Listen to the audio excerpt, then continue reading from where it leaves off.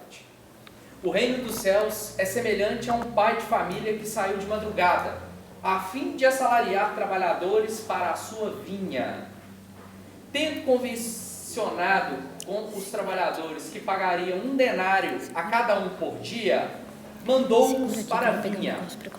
Saiu de novo à 3ª hora do dia e, vendo outros que se conservavam na praça sem fazer coisa alguma, disse-lhes: ide também vós outros para a minha vinha, e vos pagarei o que for razoável.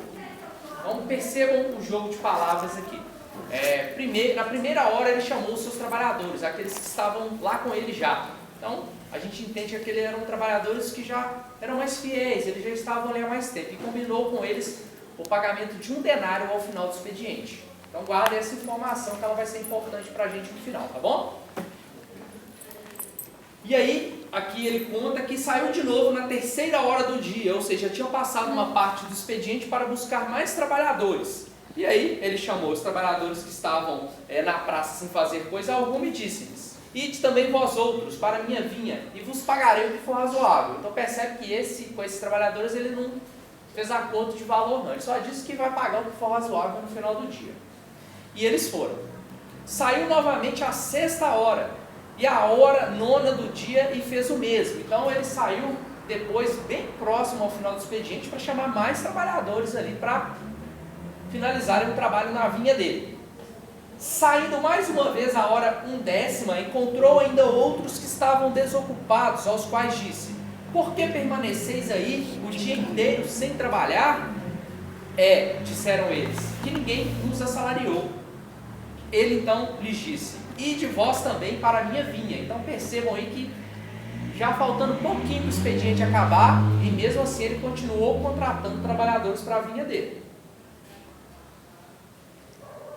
Ao cair da tarde, disse o dono da vinha àquele que cuidava dos seus negócios: chama os trabalhadores e paga-lhes, começando pelos últimos e indo até os primeiros. Então ele pegou lá os que chegaram na 10ª, na 1/10 hora, e foi até os primeiros, né? Ele não começou pelos primeiros, ele começou pelos últimos. Vindo ao seu turno, os que tinham sido encontrados em primeiro lugar,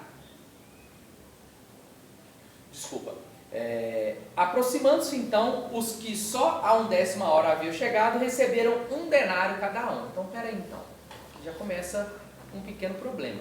Ele combinou com os trabalhadores da primeira hora, aqueles que já estavam com ele, 1 denário.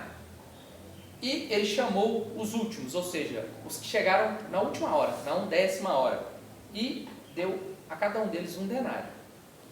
Vindo ao seu turno, os que tinham sido encontrados em primeiro lugar, julgaram que iam receber mais. Então, vamos lá, vamos trazer isso para a nossa realidade aqui. Vamos imaginar que a avó de vocês chamou lá, sei lá, você e seus amigos da rua lá para capinar o lote dela. Como vocês estavam lá, ela falou: olha, vai capinar o lote que eu vou pagar vocês R$100 no final do dia. E aí ela, vendo que vocês não conseguiram desenvolver o trabalho de forma adequada, ela foi chamando mais garotos lá da rua, lá da vizinhança, e não combinou pagamento com eles não. Até que chegando ali por volta das 6 horas da tarde, ela continuou chamando, e quando deu 7 horas da noite, o serviço encerrado, ela chamou todo mundo para pagar. E ela começou por esses que chegaram 7 horas da noite, e deu para eles R$100.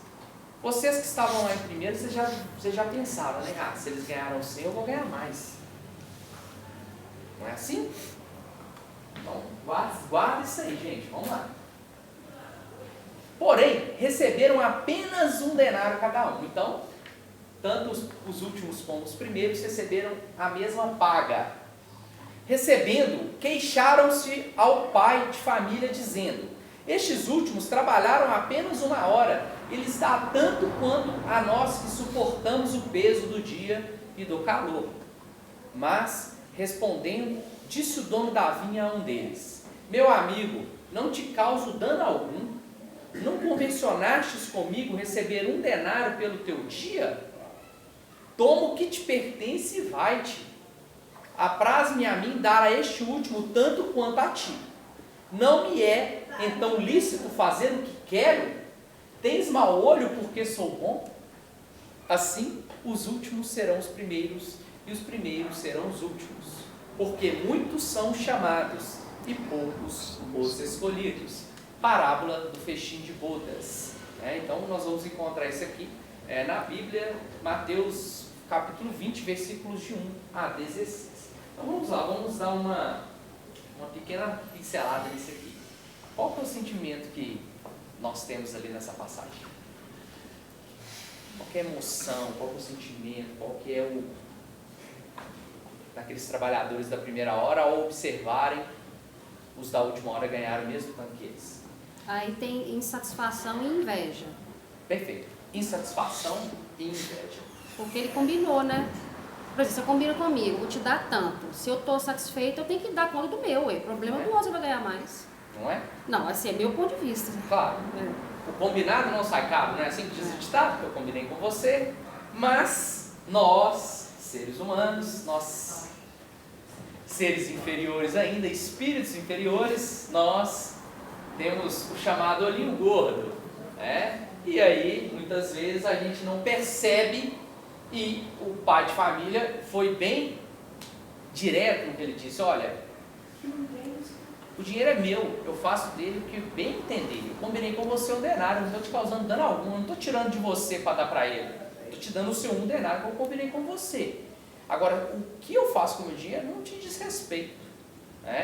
E aí, isso aqui a gente pode relacionar com muitas coisas. Esse é um dos motivos de Jesus ter falado por parábolas, para que as parábolas dele alcançassem a todos os ouvidos. Então cada um ia dar um sentido para aquilo que ele falou. Então ele criou ele lança uma informação através de um código, que é uma parábola, tá? E ela vai atingir os ouvidos de acordo com o nível evolutivo do ouvinte, tá? Então, por isso que o evangelho de Jesus, por isso que ele disse: ide pregai meu evangelho a todos os povos. Porque se ele falasse somente para os judeus, criasse uma mensagem para os judeus, o evangelho dele ficaria restrito ao povo judeu. Então, Jesus, muito genialmente, utilizou-se, obviamente, dos elementos daquela época, para trazer a sua informação, porém, ele criou um código, de tal forma que esse código ia ser decifrado à medida que os povos fossem evoluindo, que eles fossem avançando em conhecimento e em moralidade. Tá? Bom, então aqui a Anete Guimarães, ela tem até um estudo, uma palestra no YouTube, convido vocês a assistirem, que ela trata exatamente dessa parábola do festim de bodas. Então lá vai uma hora e meia, palestra fenomenal, fantástica, tá? E ela trata muito dessa questão da inveja, e aí ela traz para o campo da psicologia, da psiquiatria, como que a inveja nos destrói por dentro. E aí ela vai trazendo a questão da depressão, que grande parte das depressões estão muito ligadas à questão da inveja. Aí ela traz também as questões do mundo moderno, da exposição que nós temos hoje, que nós nos expomos, e essa exposição da vida particular de cada um, muitas vezes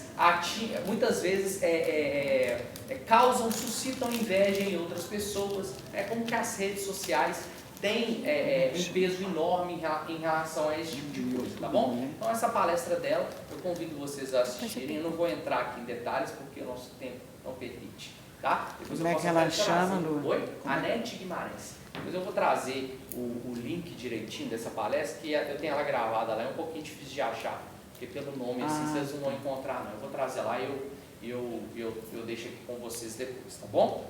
Vamos pegar aqui a instrução dos espíritos para a gente entender o que essa parábola quer dizer, segundo a visão espírita. Os últimos serão os primeiros. O obreiro da última hora tem direito ao salário, mas é preciso que a sua boa vontade o haja conservado à disposição daquele que o tinha de empregar, e que o seu retardamento não seja fruto da preguiça ou da má vontade. Então, os trabalhadores da última hora poderiam dizer assim para o senhor: olha, eu não vou não, sabe por quê? Porque eu vou trabalhar só uma hora, você vai me pagar uma mixaria, não vale a pena para mim não. Mas mesmo assim eles foram.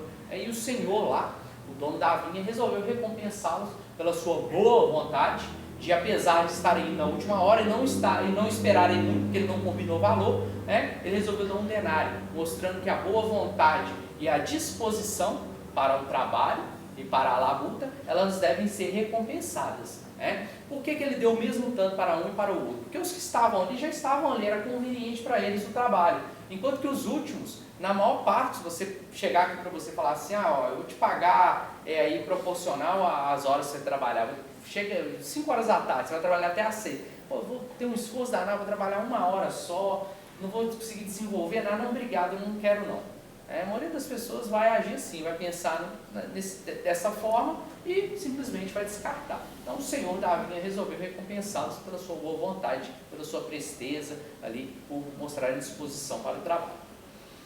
Tem ele direito ao salário, porque desde a alvorada esperava com impaciência aquele que por fim o chamaria para o trabalho. Laborioso apenas lhe faltava o labor. Então, tanto que ele justifica, olha, por que vocês estão, quando o Senhor pergunta para eles, por que vocês estão indo na praça sem fazer nada? E eles falam, olha, porque ninguém quis nos assalariar, ninguém nos chamou para trabalhar. Né? Então, a partir do momento que eles foram chamados, eles atenderam ao chamado. Tá? E por isso eles merecem o salário. Se, porém, se houvessem negado ao trabalho a qualquer hora do dia, se houvesse dito, tenhamos paciência, o repouso me é agradável. Quando soar a última hora, é que será tempo de pensar no salário do dia. Que necessidade tenho de me incomodar por um patrão a quem não conheço e não o estimo? Quanto mais tarde, melhor. Esse tal, meus amigos, não teria tido o salário do obreiro, mas o da preguiça. Então aqui eles fazem um paralelo muito interessante, porque esses trabalhadores que foram chamados na última hora, eles não estavam ali, tá? Por preguiça, eles não estavam ali já contando ser chamado na última hora e receberem o salário do dia todo. Tanto que o Senhor não combinou valor nenhum com eles, apenas os chamou. Né? Se o Senhor pagasse para eles proporcional ao que os da primeira hora trabalharam, eles receberiam bem menos de um denário. Mas ali o Senhor quis recompensar o quê? A boa vontade. O labor, eles não estavam ali por vontade própria, eles apenas não tinham sido chamados. Então isso é um ponto importante, tanto que ele faz a comparação aqui que aquele que tivesse agido dessa forma não receberia o salário do obreiro. Que dizer então daquele que em vez de apenas se conservar inativo, haja empregado as horas destinadas ao labor do dia em praticar atos culposos. Então aqui ainda um pouquinho, ele acentua um pouquinho ainda mais o raciocínio. Ele está dizendo o seguinte: existem pessoas que vão serem ferramentas de Deus. Eu até falei isso aqui antes da gente começar a palestra, que nós devemos praticar, né, o que nós aprendemos aqui dentro, lá fora. Que nós devemos nos transformar em ferramenta de Jesus e de Deus. Né? Então, ele diz o seguinte: existem as pessoas que se conservam inativas, que são as preguiçosas, que não produzem, não fazem nada. Existem as pessoas que estão inativas, mas não por vontade própria, porque as circunstâncias a impeliram a estar daquela forma, elas não foram chamadas para o trabalho. Existem aqueles que já estão trabalhando desde a primeira hora, e existem aqueles que, além de não trabalhar, de serem preguiçosos, ainda praticam atos culposos. Aí então ele continua: que hajam blasfemado de Deus, derramado o sangue dos seus irmãos, lançado a perturbação nas famílias, arruinado os que nele confiaram, abusado da inocência, que, enfim, se haja cevado em todas as ignomínias da humanidade? Que será desse? Bastar-lhe-á dizer à última hora: Senhor, empreguei mal o meu tempo, toma-me até o fim do dia para que eu execute um pouco, embora bem pouco, da minha tarefa, e dá-me o salário do trabalhador de boa vontade. Será, pessoal?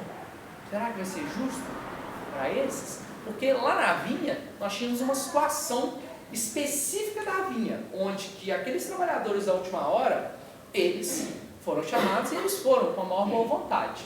O problema é que os da primeira hora acharam ruim do Senhor pagar a mesma quantidade. Mas aqui ele está trabalhando de forma diferente, ele está colocando elementos novos, informações novas. Ele está colocando aquele que, além de não ter feito nada ao longo do dia, tenha praticado todos esses atos culposos aqui, e ele chega na última hora, ele quer trabalhar e receber o mesmo tanto dos trabalhadores da última hora. Será que isso aí basta para Deus? Vamos ver aqui. Não. O Senhor lhe dirá: não tem presentemente trabalho para te dar.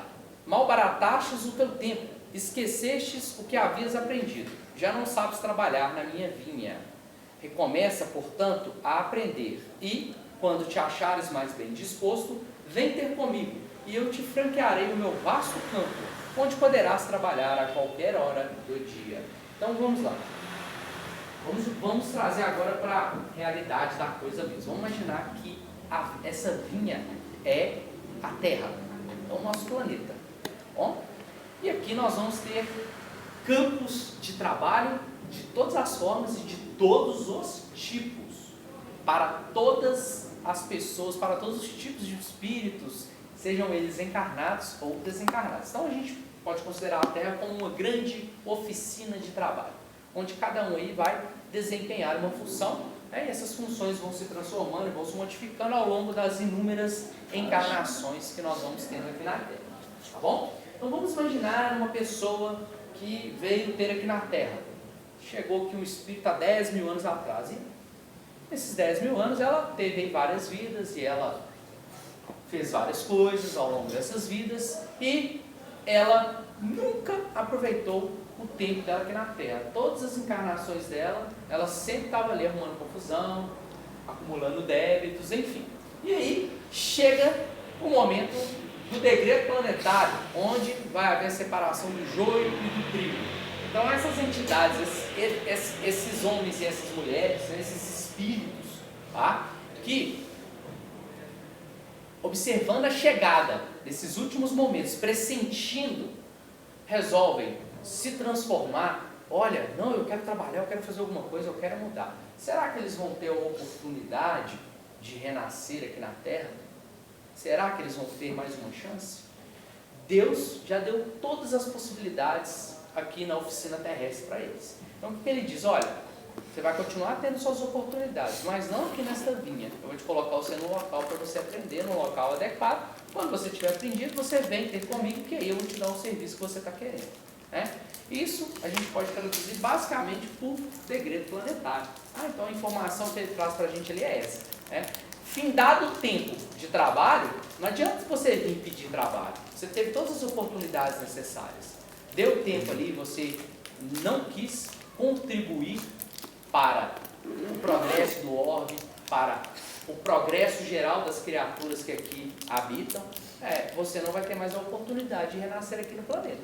Você vai ser colocado em um outro planeta, né, mais primitivo que o nosso, para recomeçar a sua caminhada. Tá bom? Então, basicamente, a gente pode trazer o tema do decreto planetário aqui para o nosso estudo. Bons espíritas, meus bem-amados, sois todos obreiros da última hora. Bem orgulhoso seria aquele que dissesse: comecei o trabalho ao alvorecer do dia e só o terminarei ao anoitecer. Então ele está falando aqui que aqueles que começaram cedo, né, já ganharam todo o mérito. Você já começou desde lá das épocas remotas, onde você já estava ali trabalhando na seara do Senhor. Né? E até os dias de hoje você continua trabalhando. Então ele chama esses de bem-aventurados. Todos viestes quando fostes chamados, um pouco mais cedo, um pouco mais tarde, para a encarnação cujos grilhões arrastais. Mas há quantos séculos e séculos o Senhor vos chama para a sua vinha, sem que quisestes penetrar nela?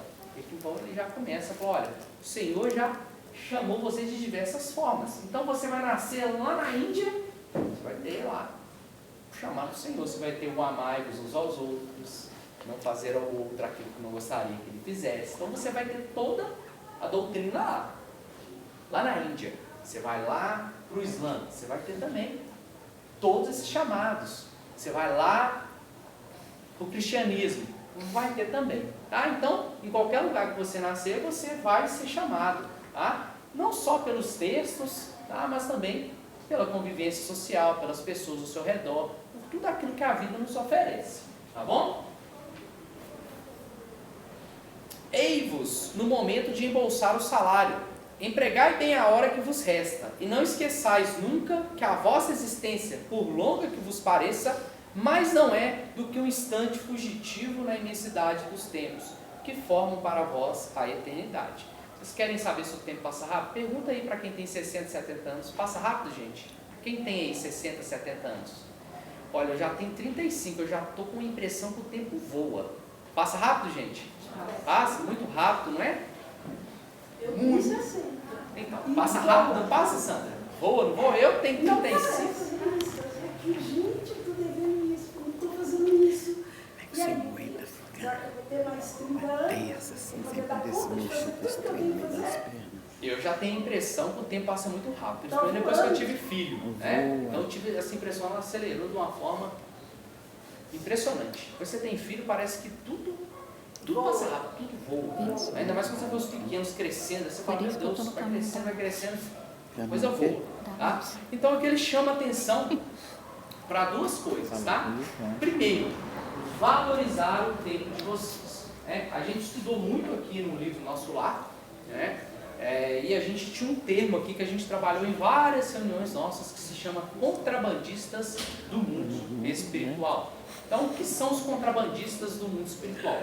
São aqueles que receberam o presente da encarnação, da vida, né, biológica, e fizeram mau uso dela, malbarataram o tempo que lhes foi concedido aqui na Terra. Porque encarnação, gente, nada mais é do que uma quota de tempo que Deus te dá para você executar uma tarefa. Ó, vou te dar X anos para você descer lá e executar tal tarefa, ou em favor de outros, ou em benefício próprio. Tá bom? Na maior parte das vezes, nós, criaturas ainda inferiores, viemos apenas para cuidar dos nossos problemas, né?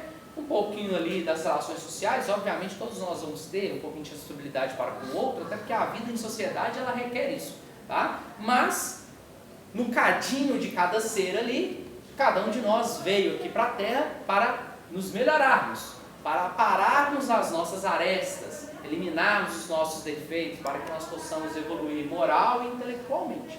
Então Deus concede esse tempo para a gente. Quando eu desencarno, eu passo pelo que nós chamamos aí, que muitas pessoas acreditam que o juízo final é o fim do planeta Terra. Nada a ver. O juízo final nada mais é do que a avaliação final ali. É igual o aluno no final do ano. O que o aluno no final do ano ele passa? Pelo juízo final, não é? O que o juízo final consiste? No somatório das notas dele, e aí em determinada regra lá, numa média específica, ele tem que atingir determinada nota para passar para a série posterior, não é assim? É a mesma coisa. Quando a gente desencarna, a gente passa pelo nosso juízo final. Então, em cada desencarnação nossa, nós passamos por esse juízo final.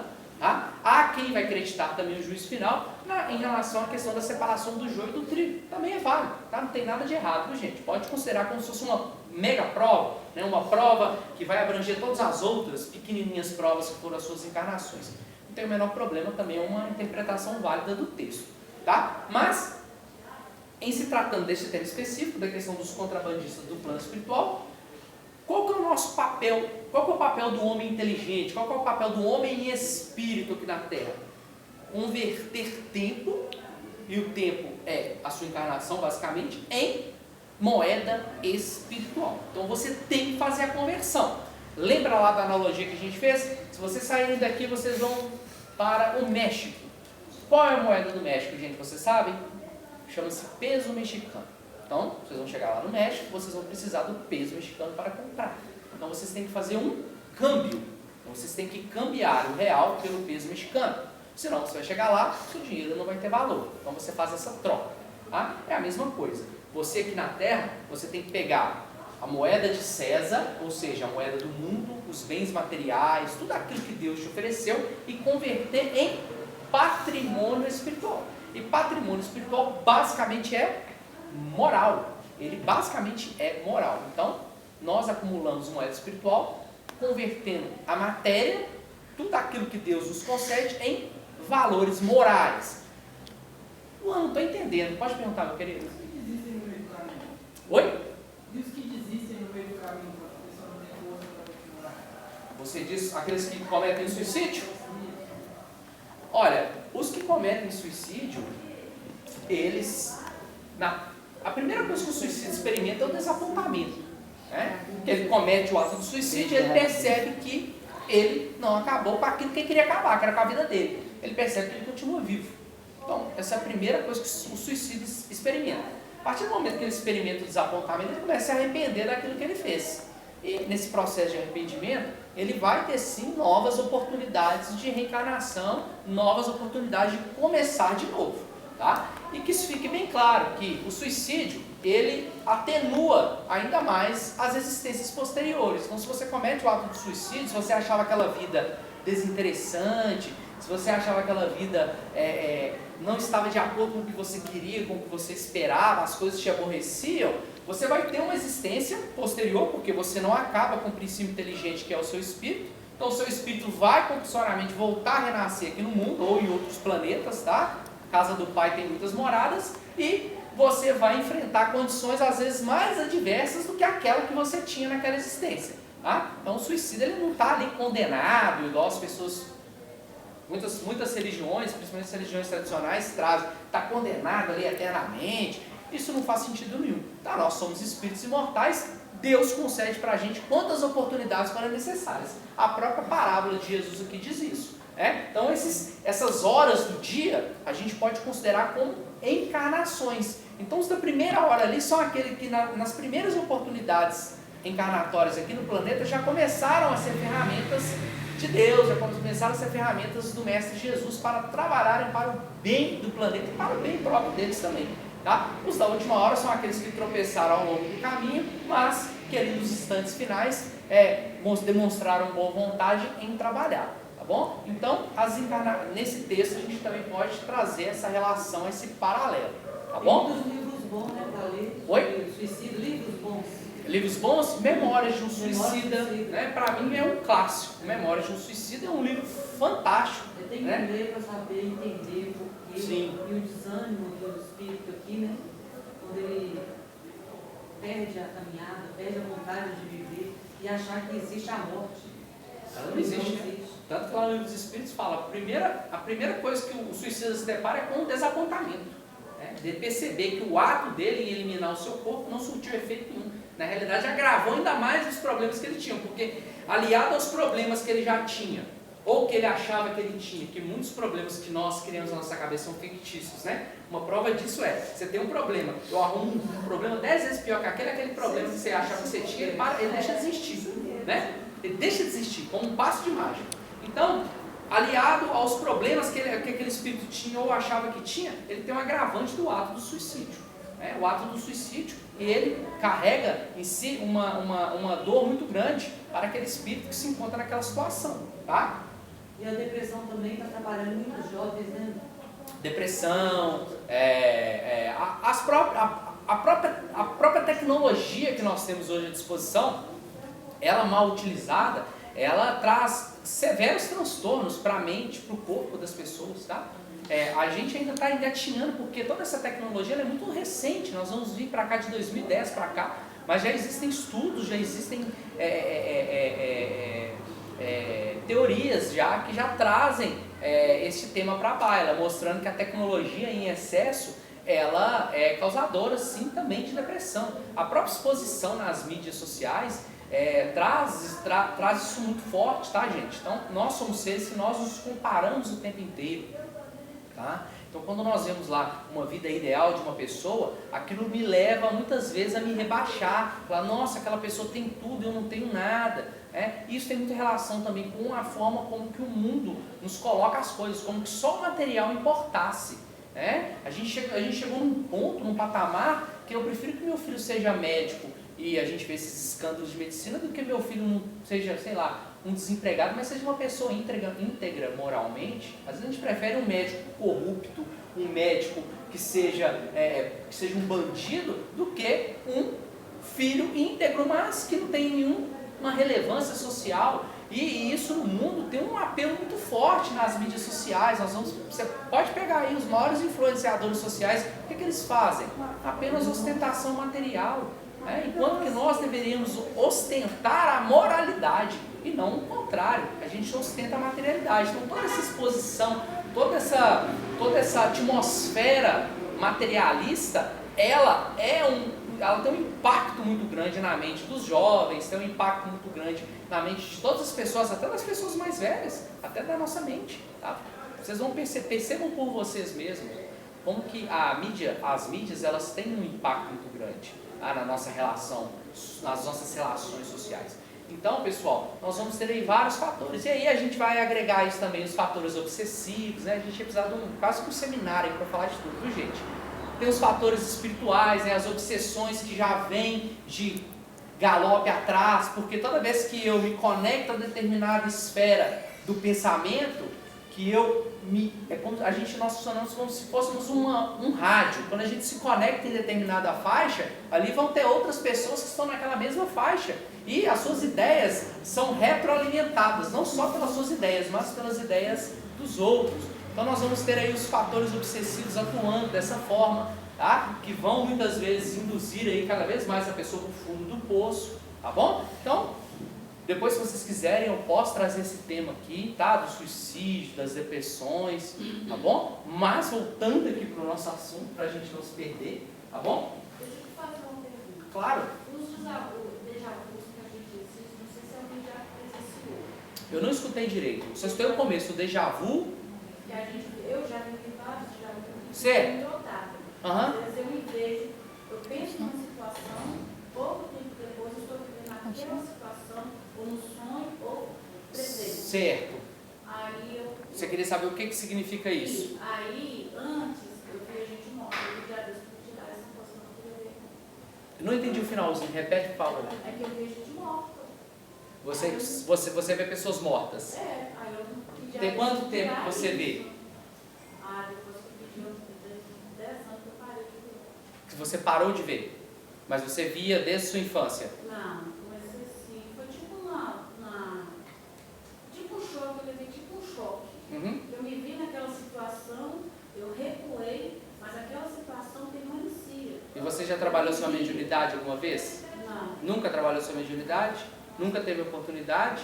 Você tive oportunidades, mas assim, o que Você não quis? eu não quis. Certo. Tá, vou falar um pouquinho do déjà vu para você entender. O déjà vu pode acontecer por diversos motivos, tá bom? Podem ser apenas motivos físicos mesmo, tá? Que causas biológicas, mas a maioria dos déjà vus, o espírito muitas vezes ele já se projetou naquele cenário, tá? De quais formas? Através do pensamento, tá? Nós temos uma área do cérebro que ela é exclusiva dos humanos. Os humanos são os únicos seres aqui na Terra capazes de criarem um cenário fictício, viverem neste cenário e aprenderem com este cenário, voltarem aqui para o presente e aplicar esse cenário na vida deles. Então, os seres humanos são os únicos seres capazes de fazer esse movimento, tá? Isso é o que nos diferencia dos animais. Os animais não têm essa capacidade. Nós somos os únicos seres que temos essa capacidade da imaginação, da projeção, tá? Pode ser também relacionado ao próprio desdobramento noturno, quando em sonho você visita o local que você vai visitar no outro dia e retornando, depois quando você chega lá com o corpo físico, você tem a impressão que você esteve lá. Na realidade você esteve, porém em espírito. E também o déjà vu mais comum é aquele que você se depara em determinado local, em determinada pessoa, tá? Com determinadas pessoas, você tem a impressão que você já viveu aquilo ali. Na realidade são apenas repetições de lições que você teve no passado. Então são lições que você já repetiu lá atrás várias vezes. Quando eu falo lá atrás, são em outras encarnações, e aquilo, como está no seu subconsciente ali, aquilo aflora para você como uma sensação, como se fosse uma nostalgia, algo que ficou lá atrás, mas que parece que está acontecendo de novo e você não sabe explicar aquilo com palavras, tá? Então você vai ter várias causas aí do déjà vu, tá bom?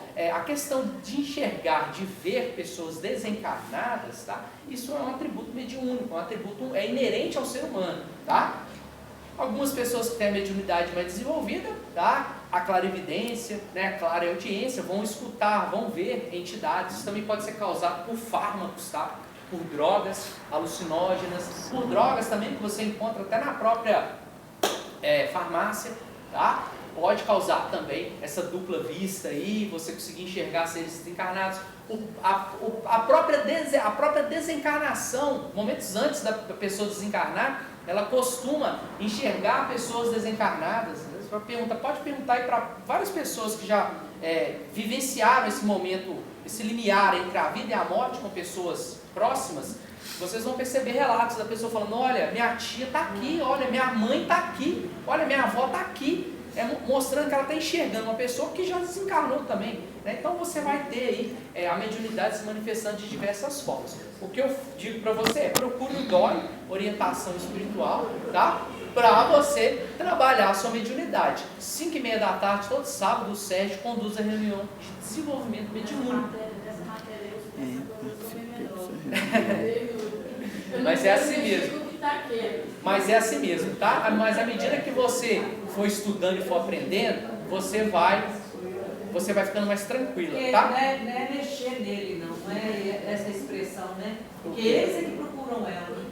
Ah, sim. Na realidade, os espíritos se procuram, né? E quando eu falo espíritos, somos nós encarnados e desencarnados. Nós, o tempo inteiro, nós estamos se procurando, né? Isso não existe, né? Mas vamos utilizar esse termo aqui. Nós estamos se procurando, né? No sentido de que o tempo inteiro eu não estou me procurando com pessoas que pensam como eu. Por exemplo, nós aqui estamos nos procurando, né? Eu estou aqui para falar no espiritismo e vocês querem escutar espiritismo. Isso chama-se sintonia, né? Então, se eu quero beber, o que eu vou fazer, gente? Eu vou vir na casa espírita? Eu vou para onde? Pro bar, não é? Lá no bar eu vou encontrar bebida. Então lá eu vou me sintonizar com essas pessoas. Então, do mesmo jeito que lá vai ter encarnados que gostam de beber, vão ter desencarnados também que gostam de beber. Da mesma forma que na casa espírita, vai ter encarnados que querem escutar de espiritismo, como vai ter desencarnados também que querem escutar sobre o espiritismo, tá? Então, pessoal, sintonia, tá bom? Guardem isso. Vamos voltar aqui pro nosso tema, pessoal, para a gente não se perder. Aliás, Eu queria só uma enquanto a pessoa que tem assim, essas visões que eu tenho, e você está passando mal, está num lugar sentado, sem passar a entidade e falar, faz isso que vai ser bom. tá. Aí, você escutou isso vindo de fora ou dentro da sua... Sempre me receitem remédio, sempre dá certo. Sempre você escuta, né? Sempre que eu estou passando mal. Certo. Você escuta alguma voz. Isso é Assim, por exemplo, eu estava com muita dor nas pernas. Aí eu sentava pensando, meu Deus, o que é que eu vou tomar, o que é que eu vou fazer para ficar livre dessa dor, né? Aí passou assim rapidamente e falou assim, passa fundanga. Não, passa fundanga. Aí eu perguntei para o meu companheiro que é espírita também, eu falei, o que é fundanga?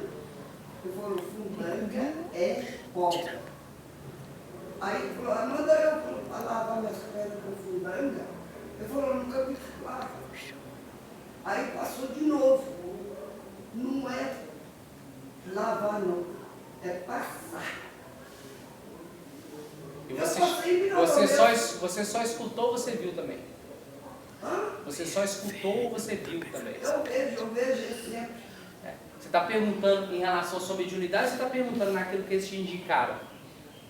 É sobre isso, de eu ver, conversar. A mediunidade eu respondi para ela. Isso é normal.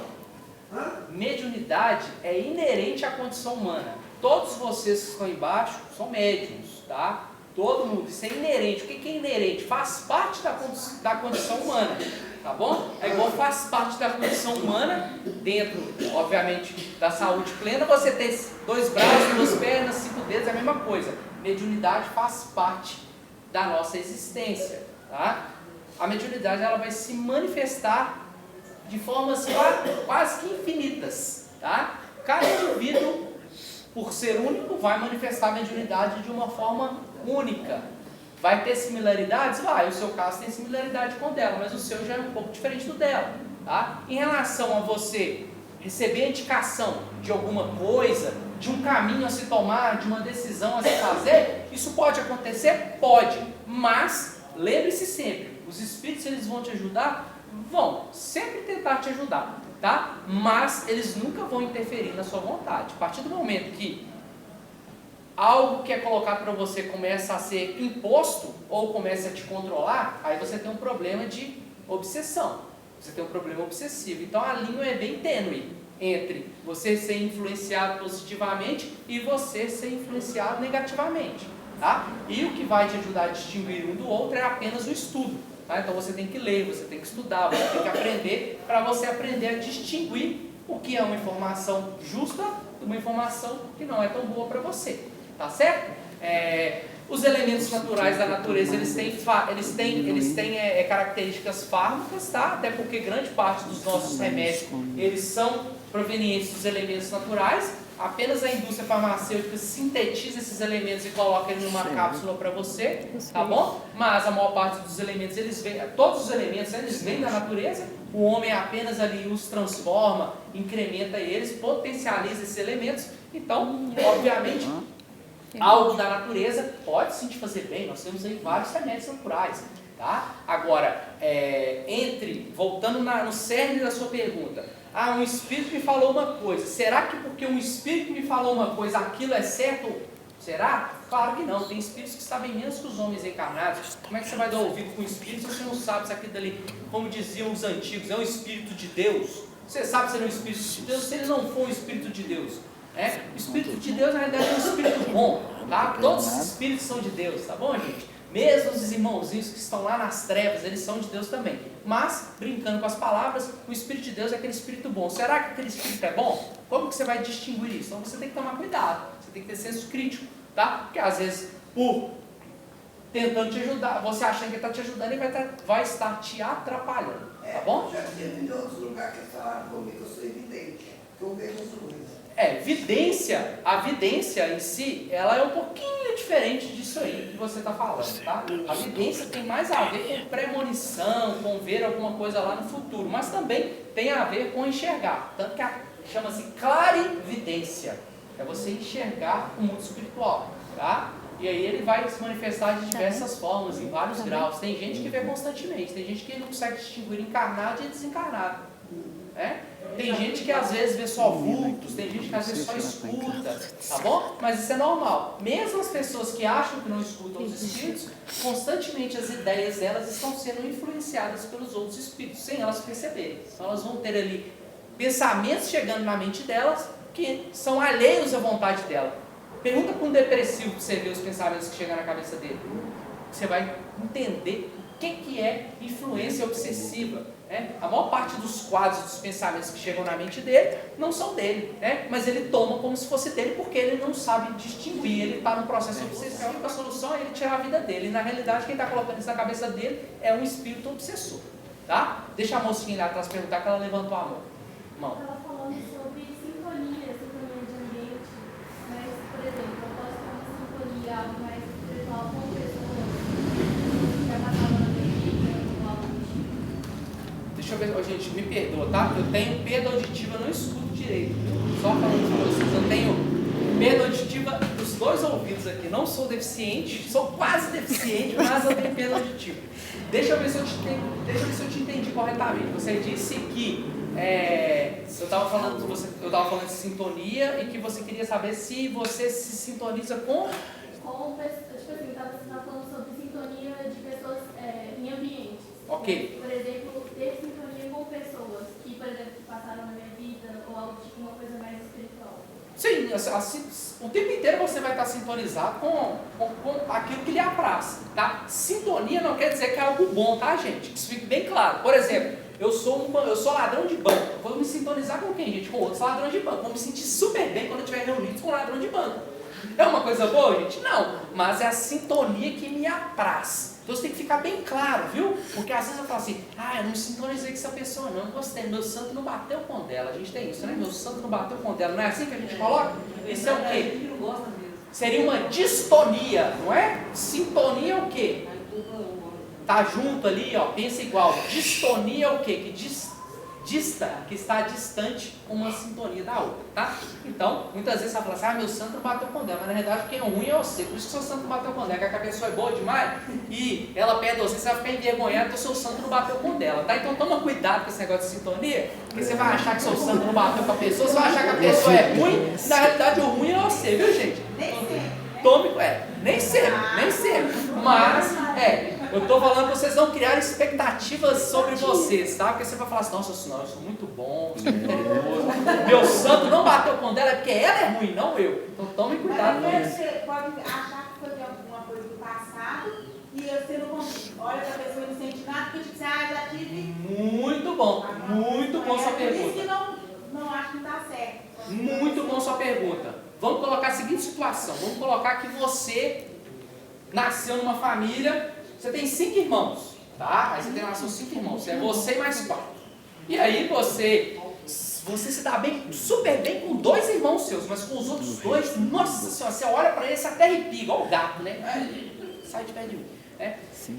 E não tem motivo nenhum para isso. Na realidade, aqueles outros 2 irmãos te tratam muito bem, nunca fez nada com você, mas você não consegue lidar com eles, você tem uma repulsa instintiva por eles. Tá? Aí, a gente, vendo lá no plano espiritual, né, nós somos espectadores dessa cena, tá? A gente está desencarnado lá no plano espiritual observando isso. E a gente fica sabendo que essa mocinha ali, ó, que eu dei o exemplo, tá? Ela já foi assassinada por esses 2 irmãos. E ela carrega aquele trauma com ela. E ela não sabe, obviamente, verbalizar, ela não sabe o que é, mas ela tem aquela repulsa instintiva daqueles 2 irmãos que nasceram ali no mesmo ciclo doméstico que ela, que já cometeram um homicídio, uma outra encarnação dela, já tiraram a vida dela. Tá? Então, muitas vezes a gente vai ter essa distonia, tá bom? Também por conta disso. Tá? Agora, o fato de você sintonizar com outras pessoas está dizendo apenas sobre você e não sobre as outras pessoas. Está dizendo, quando você quer saber do que você gosta, olha com quem que você anda. Olha o que essas outras pessoas fazem, porque muitas vezes a gente tem dificuldade em nos analisarmos, não temos? Observa as pessoas que você caminha com elas, observa o que elas fazem, observa como elas são, observa como que elas se comportam perante o mundo, que você vai descobrir quem você é. Tá? Você vai perceber isso nitidamente. Se você está bem com essas pessoas, é porque elas guardam ali similaridade de pensamento com você. Não estou falando que elas são iguais a você, não, que isso é impossível, viu, gente? Pelo amor de Deus, não vou falar que eu falei que você é igual a outra pessoa, não. Apenas que vocês têm pontos em comum. Vocês pensam de forma similar em alguns pontos e aquilo traz uma sintonia, tá? Isso pode acontecer tanto com desconhecido, como com conhecido, como com familiar, como com não familiar. Eu entendi sua pergunta direito ou você quer perguntar mais alguma coisa? Sim, entendeu? Direito. Tem certeza? Pode perguntar, não tem problema não, tá? Então, pessoal, vocês vão ter que me conceder uns 20 minutinhos, viu, gente? Vocês roubaram o meu tempo. Tô brincando, gente. Eu acho extremamente prazeroso quando vocês perguntam, viu, gente? Fiquem à vontade, tá? Inclusive, antes da pandemia, depois que terminava a reunião pública, eu ficava aqui até 5 horas da tarde e deixava aberto para vocês fazerem perguntas que vocês quisessem, tá? A gente fazia isso até 5 horas da tarde. Eu pretendo voltar com isso, tá? Que aí vocês podem trazer perguntas, perguntar. Pode perguntar. Eu, por exemplo, na minha casa, eu sou vista como antissocial. Ok. E você é Só que antissocial? eu não importo com o que eles pensam. E você é antissocial? Eu não acho que sou. Simplesmente eu não quero estar com todo mundo, tá? Eu não concordo com tudo que eles pensam e eu não quero fazer tudo que eles fazem. Certo. Então, pera um instantinho. Deixa eu... Você não faz bem. Eu gosto de trabalhar sozinha. Vamos lá. Pode se isolar, deprimida.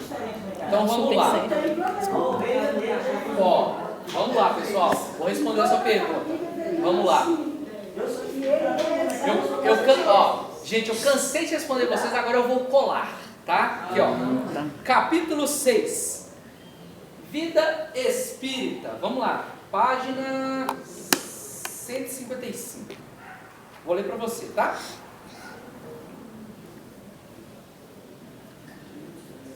Relações simpáticas e antipáticas dos espíritos. Metades eternas. Vamos lá. Deixa eu achar a pergunta certinha aqui.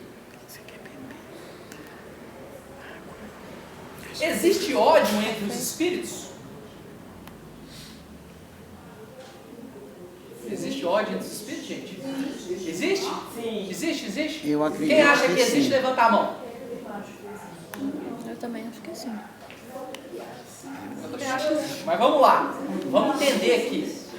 Não existe ódio senão entre espíritos impuros.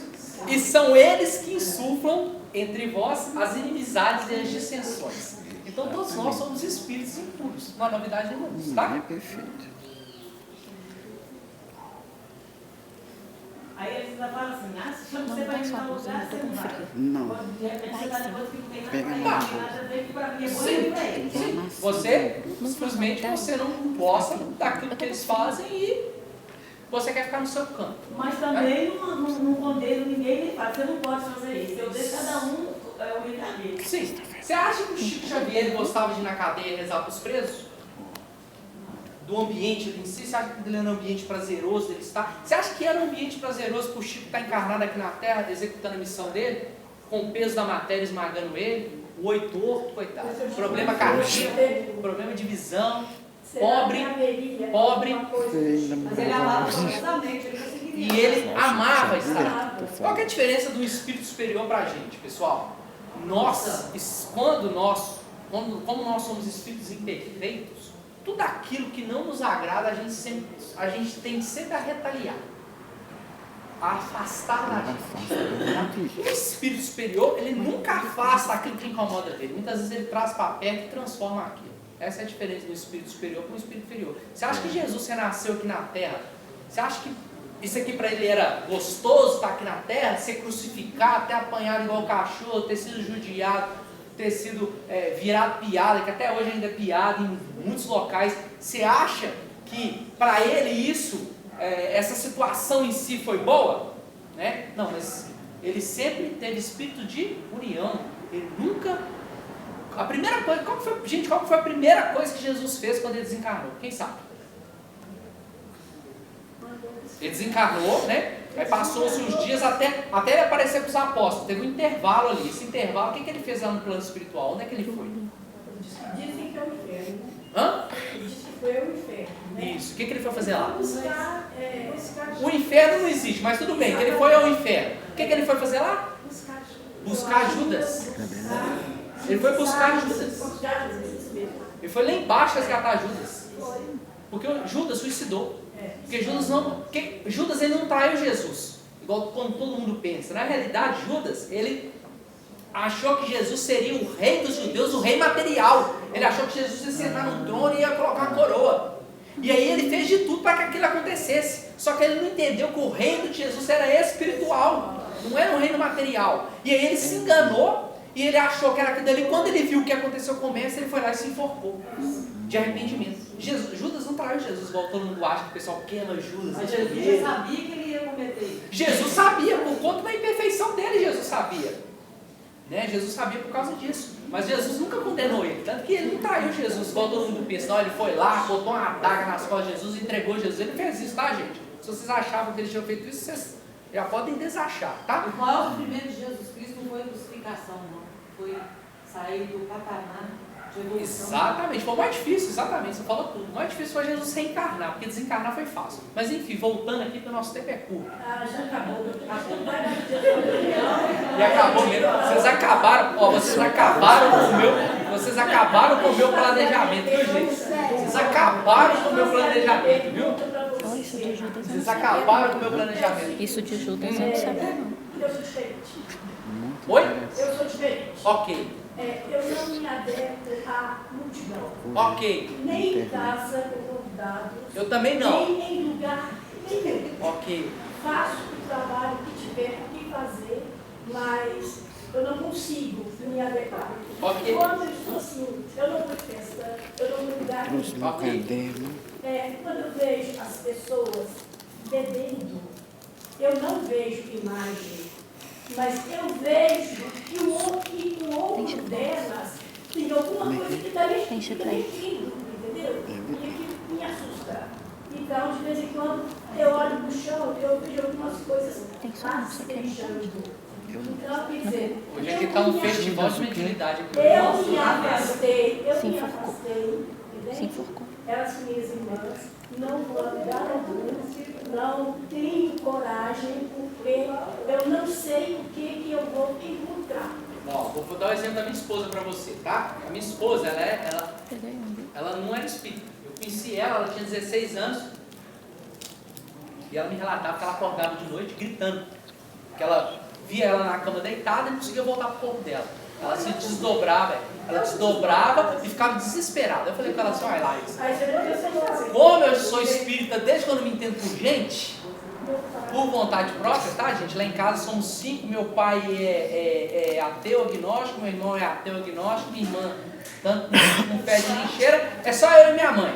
Minha mãe nunca me impôs nada, porque espírita não impõe nada, espiritismo não faz prosélitos, ou seja, a gente não fica doutrinando ninguém, a gente só conversa com quem quer conversar com a gente.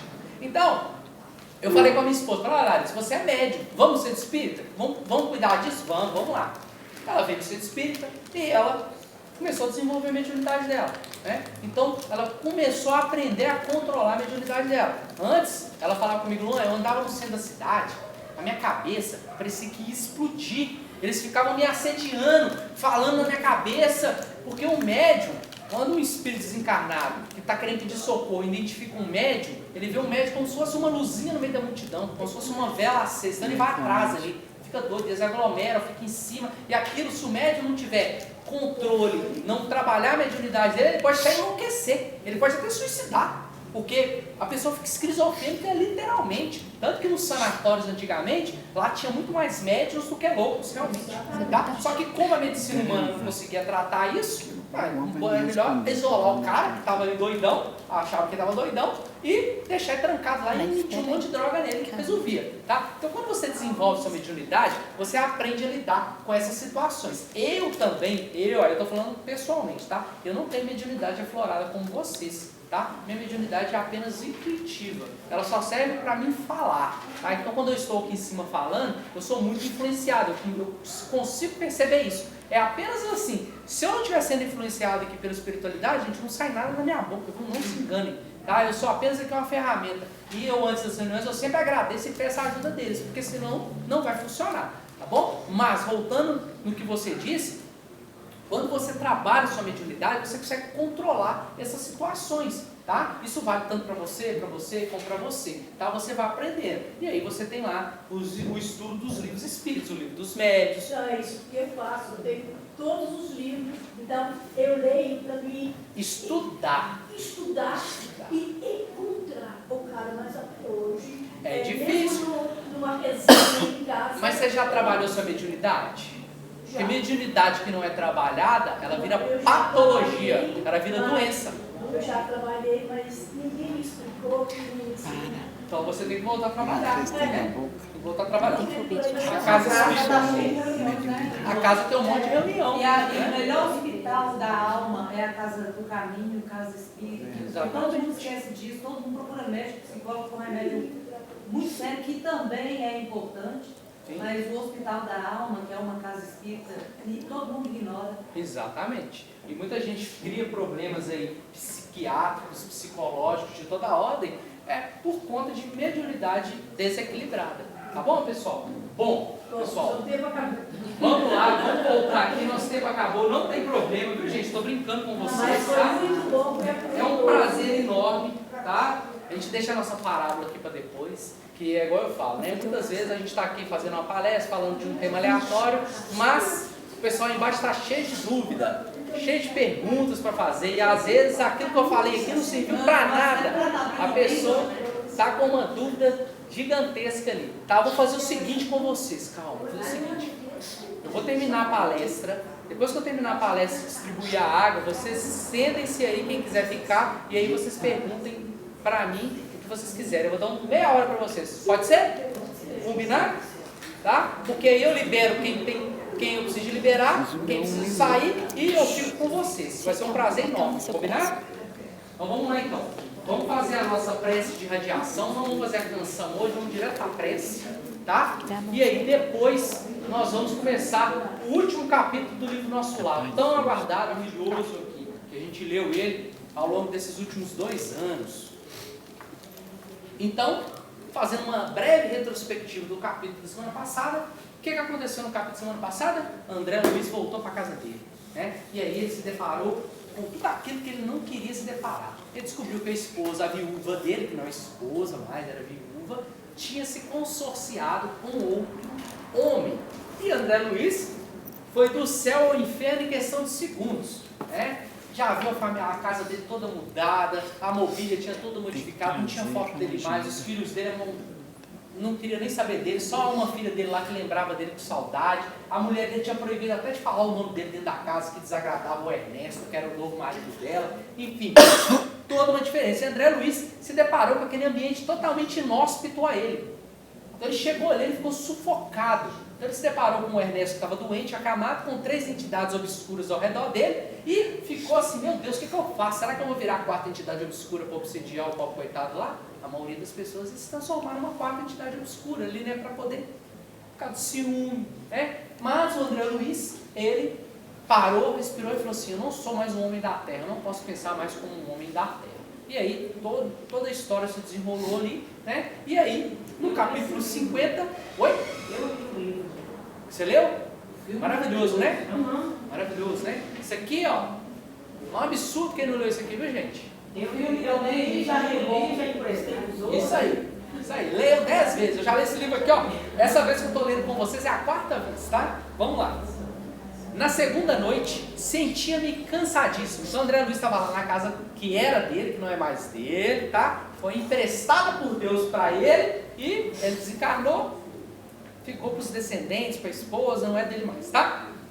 Começava a compreender o valor do alimento espiritual por meio do amor e do entendimento recíprocos. Então, aqui ele explica que o amor e o entendimento, né, a sintonia alimenta a alma. E como ele não tem corpo, ele não precisava de ingerir sólidos lá no plano espiritual, porque o próprio relacionamento com os demais espíritos, aquilo já alimentava ele. E alimentava que não é uma, como é que chama em português, gente? Não é é uma fala literal, tá? Não é uma fala figurada, não. Ele se alimentava mesmo disso, tá bom? Então, isso era o alimento dele lá no plano espiritual, lá no nosso lar, tá? Em nosso lar atravessava dias de vários serviços ativos, sem alimentação comum, no treinamento de elevação a que muitos de nós se consagravam. Então, ele se abstinha do alimento comum ali da coluna do nosso lar, é treinamento de elevação, né? Então, quanto menos sólido o espírito necessita, menos material ele está. Quanto mais material o espírito mais de alimentos parecidos e similares aqui com os da terra ele necessita, até o ponto que chega que o espírito não precisa mais de se alimentar. Tá bom, pessoal? Ele vai se alimentar através da exercício de respiração, exercício mental, basicamente meditação mesmo, viu, gente? Bastava-me a presença dos amigos queridos, as manifestações de afeto, a absorção de alimentos puros pelo ar e pela água, mas ali não encontrava senão um escuro campo de batalha, onde os entes amados se convertiam em verdugos. Então, o que ele está fazendo em relação aqui? Ele trabalhava por dias sem fim lá no nosso lar, não precisava nem de comer, estava tudo certo, porque quando ele saía do turno dele, ele já se encontrava com as pessoas que ele amava e aquilo ali já alimentava ele. Quando ele desceu aqui para a casa dele, como o ambiente era extremamente denso, pesado e obscuro, e ele não tinha essa relação com as pessoas que ele tinha lá em nosso lar, ele estava sentindo necessidade do alimento, porque o gasto energético dele estava sendo muito grande, ele não estava se alimentando adequadamente. Tá? Lembrando que nós estamos falando de um espírito desencarnado, viu, gente? As meditações preciosas que a palavra de Clarencio me sugeria davam-me certa calma ao coração. Compreendia finalmente as necessidades humanas. Não era proprietário de Zélia, mas seu irmão e amigo. Não era dono de meus filhos, e sim companheiros de luta e realização. Então ele está passando a enxergar a família física dele, que ele deixou na terra, como irmãos, e não como propriedade dele. Ó, é minha mulher, são meus filhos. Não, são meus irmãos de caminhada. E isso muda totalmente a perspectiva da coisa, né? Você está lá olhando para uma pessoa que é sua irmã, ou você está olhando para ela como mulher casada, que ela foi infiel, eu morri, ela casou com outro, é um absurdo, eu vou esganar ela, vou matar ela, vou obsediar ela. Quando ele voltou foi essa. Oi? A primeira sensação foi essa. Porque ele sentiu ciúme e automaticamente ele voltou com uma lamaçal. Exatamente, ele se viu lá embaixo, né? Ele, ele se projetou lá. A sintonia dele abaixou. Perfeito. Né? E ele Isso acabou mesmo. voltando pro charco. Isso está lá no filme. Isso está lá no filme, né? Está lá essa cena, porque ele se projeta. Porque No Netflix. por que Vou o colocar inferno pra não fora. existe, gente? Pra gente ver hoje. Porque ele está dentro de nós, não é? Quem que falou? Isso está no nosso pensamento, né? Porque ele está dentro de nós, não é isso? Ele está no nosso pensamento. Então quem se projeta no inferno é você. Da mesma forma que Jesus ele disse o quê? O reino de Deus está dentro de vós. Não é assim que o padre fala na igreja? O reino de Deus está dentro de vós. se as pessoas prestarem atenção no que o padre está falando, apenas nisso que ele fala, que às vezes eles repetem, né? Qualquer igreja que você for, ele sempre vai repetir, só acho que normalmente repete na hora da hóstia, não é? O rei, eu não lembro. Gente, eu estudei na escola católica, eu lembro dos rituais, mas eu nunca fui muito afim, não, porque eu nunca gostei, tá? Mas eu gosto de religiões, esses aspectos assim, eu não me recordo. Quem aí já frequentou o catolicismo há pouco tempo aí? Quem aí veio de lá? Você lembra quando o padre fala assim, ó, o reino de Deus, um momento na liturgia lá que ele fala, o reino de Deus está dentro de vós, eu não me recordo. Então, se as pessoas prendessem atenção apenas neste momento, nessa fala do padre, quando ele fala que o reino de Deus está dentro de cada um de nós, pessoal, a missa já tinha valido a pena, porque isso é um ensinamento extremamente profundo. Então, se o reino de Deus está dentro de nós, o inferno também está.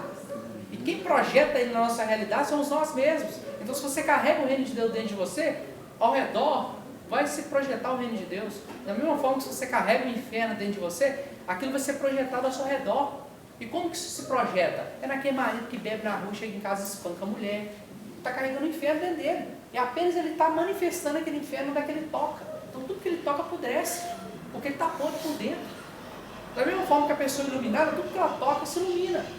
Porque ela está iluminada por dentro. Tá? Hoje em dia, as pessoas que estão com raiva, amanhecem com raiva, você começa a notar assim que sai palavrões, né? Alteração de humor de manhã cedo é um forte indício de obsessão, tá, gente? Isso é assunto para outras palestras, mas é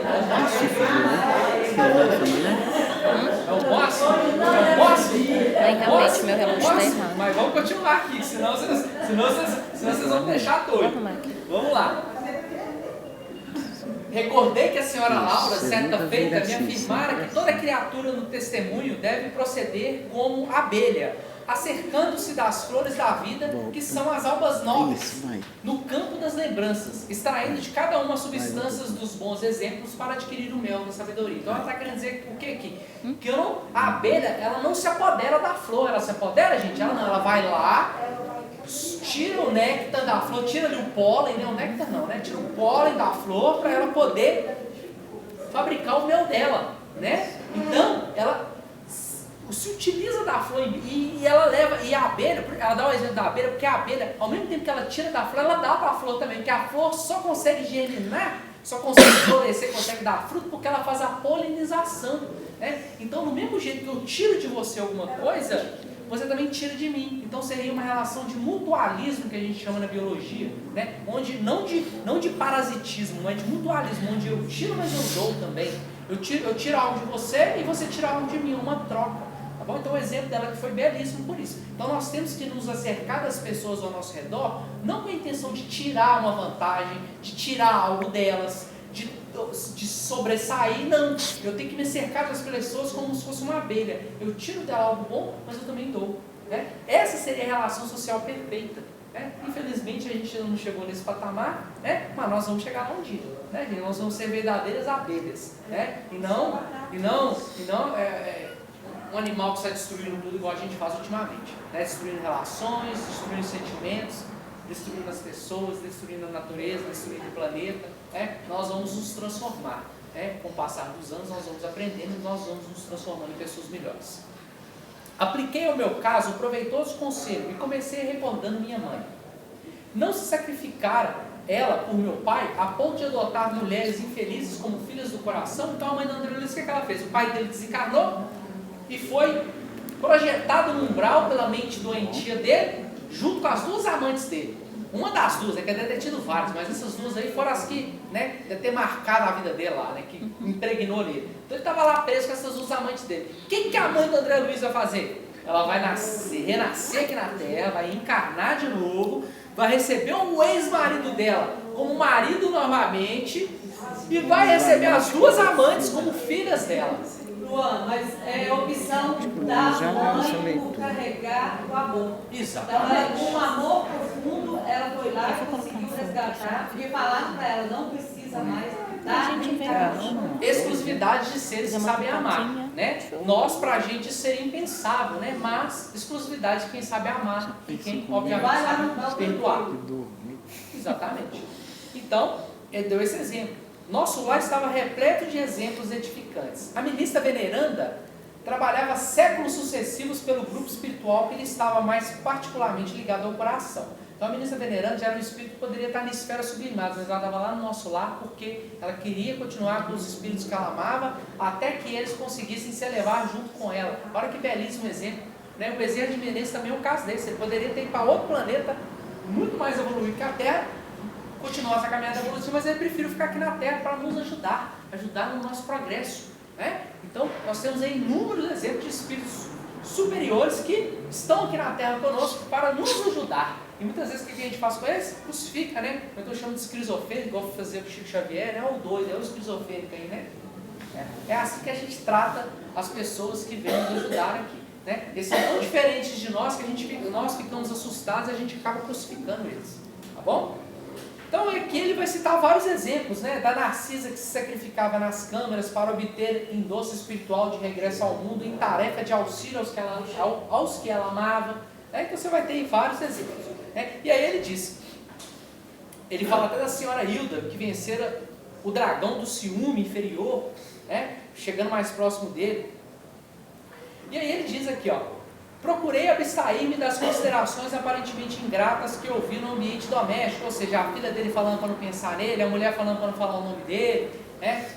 E tudo isso, ou seja, uma ingratidão, obviamente, né? A maioria dos espíritos inferiores iam se ressentir com isso, ia ficar com raiva, ia ficar nervoso, e ia atacar às vezes o lar doméstico, ia criar um vínculo obsessivo ali terrível, né? De difícil solução, porque tem sentimento envolvido, aí é difícil de solucionar, não é fácil, não é igual uma obsessão fortuita ali, que a pessoa não tem nada com você, ela está ali só para poder obter um favor seu, uma droga para você usar, um sexo para você fazer, alguma coisa desse tipo, né? Mas, no caso do André Luiz aqui, poderia ter um vínculo emocional, e aí a solução obsessiva seria dificílima, né? Mas não, né? Ele começou a observar a família dele não como posse, mas como irmão de caminhada. Isso mudou completamente a perspectiva dele como espírito imortal. E aí, né, aí ele volta para o lado doméstico e aí está lá. No meu cansaço, procurei o apartamento do enfermo, cujo estado se agravava. O enfermo era o marido atual da ex-esposa dele, da viúva dele, no caso, né? Deliberei colocar acima de tudo o amor divino e acima de todos os meus sentimentos pessoais, as justas necessidades dos meus semelhantes. Ele passou a olhar para o Ernesto também como irmão dele. Então, não era só mais a esposa e os filhos, era o Ernesto também, o atual marido da viúva dele. Ernesto, tem pena de mim, querido? Isso é a Zélia falando, né? Não me deixe só, o que será de mim se me faltares?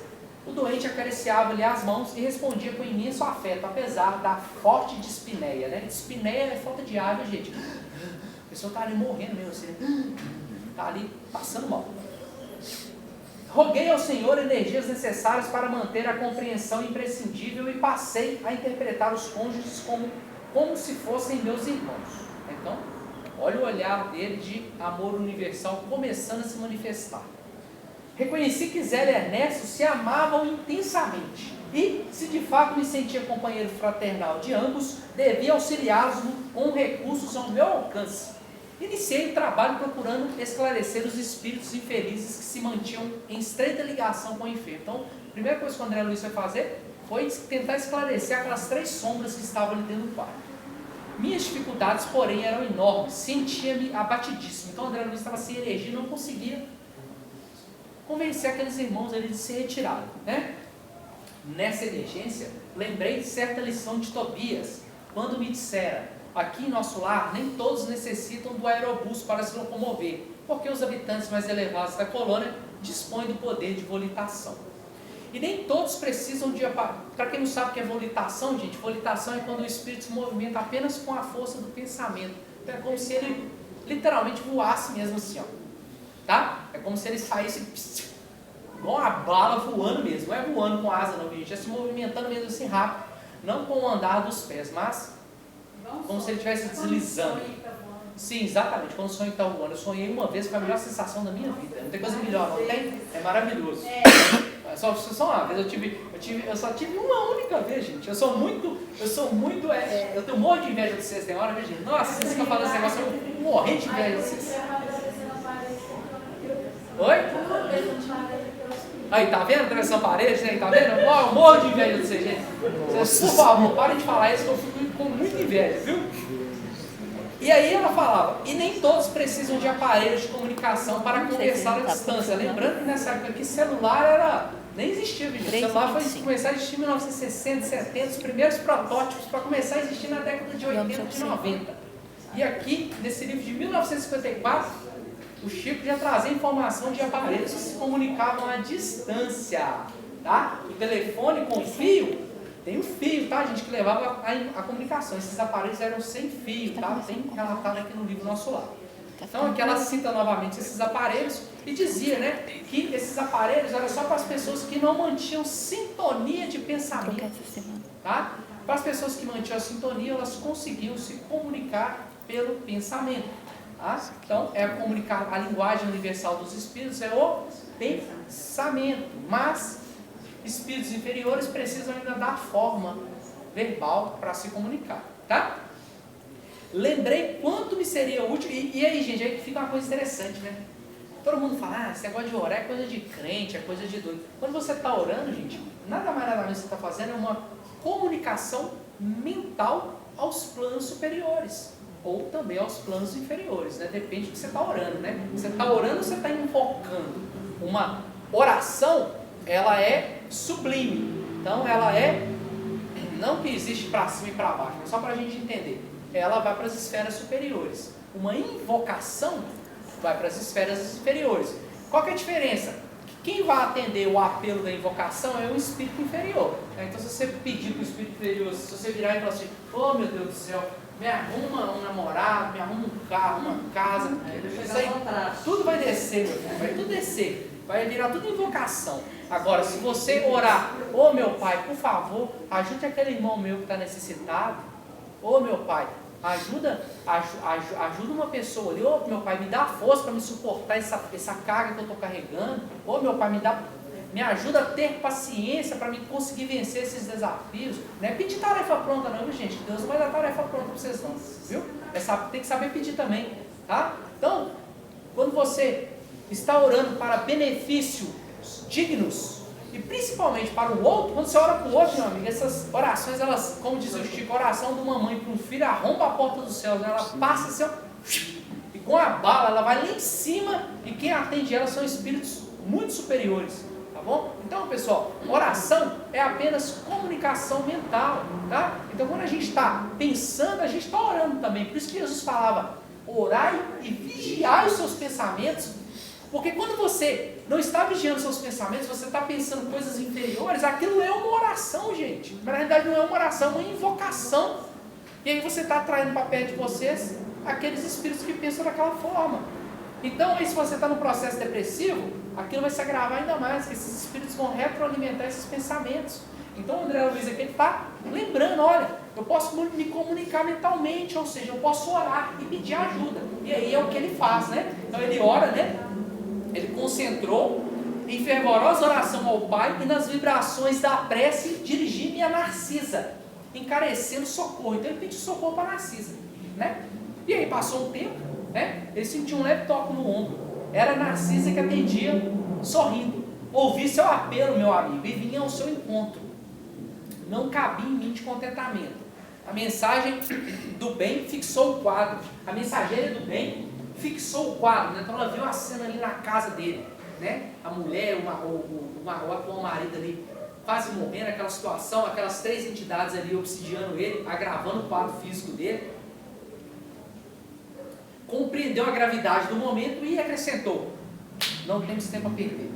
Bora, André Luiz, vamos arrumar essa bagunça aqui que eu vou te ajudar. E, antes de tudo, aplicou passes de reconforto no doente. Então ela viu que ela tinha que dar passe ali para ele aguentar o tempinho dela fazer alguma coisa para ajudar ele.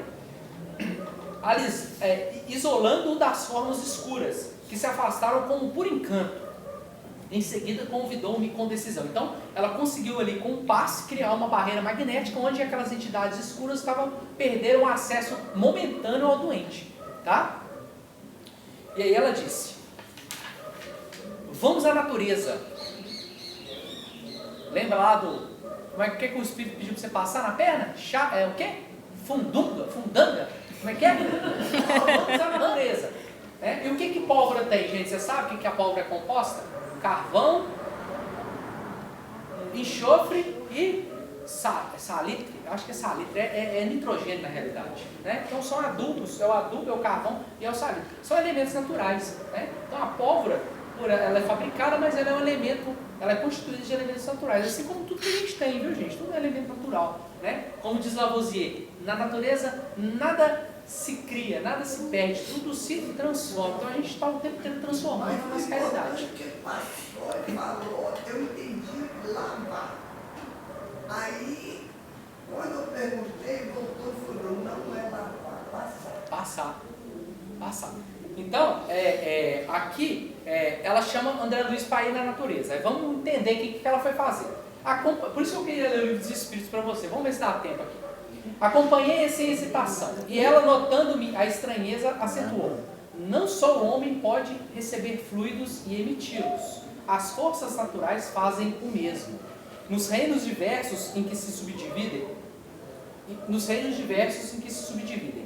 Para o caso do nosso enfermo, precisamos das árvores. Elas nos auxiliarão eficazmente. Admirado da nova lição, seguia silencioso. Chegados ao local onde se alinhavam enormes frondes, Narcisa chamou alguém com expressões que eu não podia compreender. Então, ela fez uma invocação no meio da natureza ali.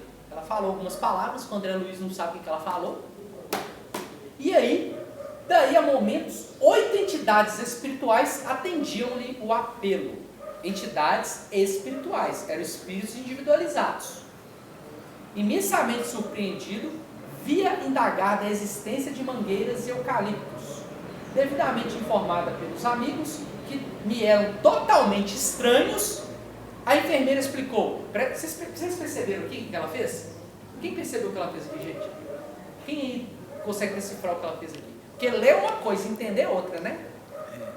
O nosso trabalho aqui é justamente trazer o entendimento para vocês. A Narcisa, ela deu um passo doente, falou: André Luiz, vamos ali na natureza que eu preciso de uns elementos naturais. Falando com o André Luiz que os elementos naturais, eles irradiam energias, assim como nós irradiamos. A diferença é que a energia que nós irradiamos, ela é inconstante, porque ela é afetada pelos nossos pensamentos e os nossos sentimentos. Então, se eu vou dar um passo em alguém, eu tenho que estar equilibrado, porque senão eu posso atrapalhar aquela pessoa, tá bom? Os elementos naturais, como eles não carregam, como uma árvore, ela não carrega sentimento nem pensamento, ela tem uma onda constante, então ela fornece um elemento com uma qualidade imutável ali, que não vai sofrer alterações. Então, por isso que eles recorrem à natureza. Só que ela chegando no meio da floresta, da mata, ela fez uma invocação e surgiram 8 entidades espirituais. E o André Luiz olhou para ela e falou assim: o que é isso? Que bicho é esse? O que é isso aí? Entidade espiritual. Não eram humanos, eram o que nós chamamos de elementais. Tá? Oi?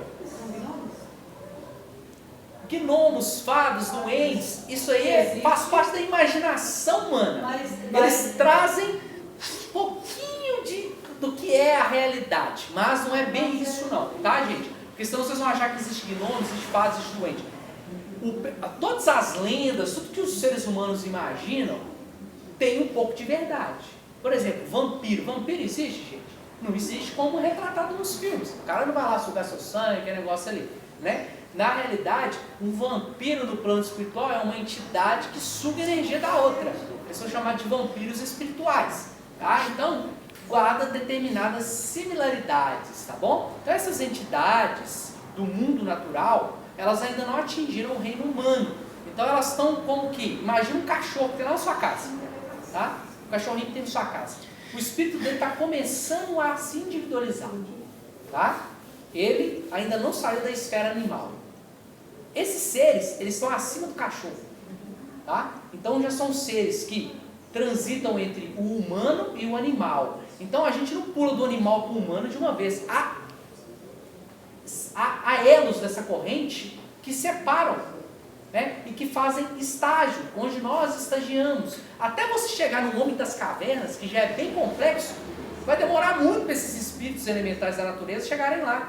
Vai faltar muito ainda para eles, faltam milhares e milhares de anos. Né? Eles vão trabalhar muito na natureza ainda para chegarem lá, ainda nas formas rudimentares do homem. Então, pessoal, cada um de vocês está sentado aqui, vocês têm milhões de anos de existência, o espírito de vocês. Mas o doutor Inácio gosta muito de trabalhar com esse tipo de espírito. Oi? O doutor Inácio gosta muito de trabalhar com esse tipo de espírito. Com esse tipo de espírito? Esse Sim, tipo que existe. Sim, claro. Aqui a própria Narcisa está se utilizando deles, né? E aí, pessoal, é o que eu queria ler para vocês. E aí, como vocês tomaram meu tempo, agora vocês... Vai ser um prazer. Vamos lá, ó. Aqui, ó, na questão... Eu não vou ler tudo, tá, gente? Vou ler só uma questão que eu acho que é a mais importante, que é a 540. Eu vou ler a 539 e a 540. O Kardec pergunta assim: na produção de certos fenômenos, as tempestades, por exemplo, é um espírito que age ou se reúne em massa? Em massas inumeráveis. Todos os eventos da natureza têm espíritos presentes, viu, gente? Desde os terremotos, do vulcão, dos ventos, tudo tem espíritos presentes, mas não são espíritos humanos, tá? São espíritos na pré-humanidade, antes da humanidade. E aí na 540 o Kardec pergunta: os espíritos que exercem uma ação sobre fenômenos da natureza agem por conhecimento de causa, em virtude do seu livre-arbítrio ou por impulso instintivo ou irrefletido? Então, ele está perguntando, esses espíritos que agem assim, eles têm consciência do que eles estão fazendo? Claro que eles não têm, né, pessoal? Eles são conduzidos por outras entidades superiores a eles, igual a Narcisa fez. Narcisa invocou eles e se utilizou deles para atingir determinado objetivo. A Narcisa é uma entidade, é um espírito inteligente, consciente, enquanto que aquelas entidades que ela chamou, eles ainda estão vagueando entre esses dois. Eles estão começando a desenvolver a ideia de si mesmo, a ideia de consciência, aprendendo a se relacionar, os sentimentos, eles estão ali começando a se desenvolver, tá? Aí eles respondem assim: alguns sim, outros não, obviamente, né? Porque tem aqueles que executam e aqueles que dão as ordens. Aqui na Terra, quem dá as ordens são os homens das classes mais elevadas, não é? Enquanto que os homens das classes inferiores obedecem, não é assim? Então todos nós, pelo menos eu, obedeço, viu, gente? Vocês também obedecem ou tem alguém aqui que manda?